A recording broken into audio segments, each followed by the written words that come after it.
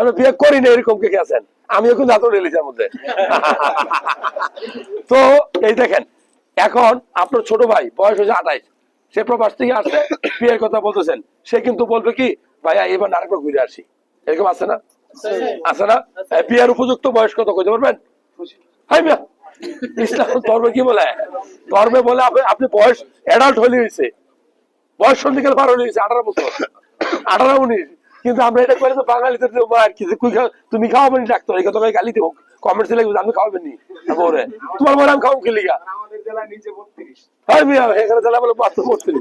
শুনেন, বয়স আমি দুষ্টামি আলাপ করি না, গবেষণায় বলে, গবেষণা বুঝেননি যে বিজ্ঞান গবেষণা করে দেখছে যে 30 বছর থেকে নিচে 18 বা 20, অর্থাৎ 18 বা 20 থেকে 30 বছর বয়স পর্যন্ত আপনার শরীরে একটা রস তৈরি হয়, রস, সেই রসটার নাম হলো টেস্টোস্টেরন। এইটা 30-এর পরে আবার কমতে শুরু করে। এখন আপনার এই টেস্টোস্টেরনের কাজটা কি? আপনার শরীরে শুক্রাণু তৈরি করবে, আপনার শরীরে উত্তেজনা তৈরি করবে, আপনি যে পুরুষ মানুষ তার পার্থক্য তৈরি করবে।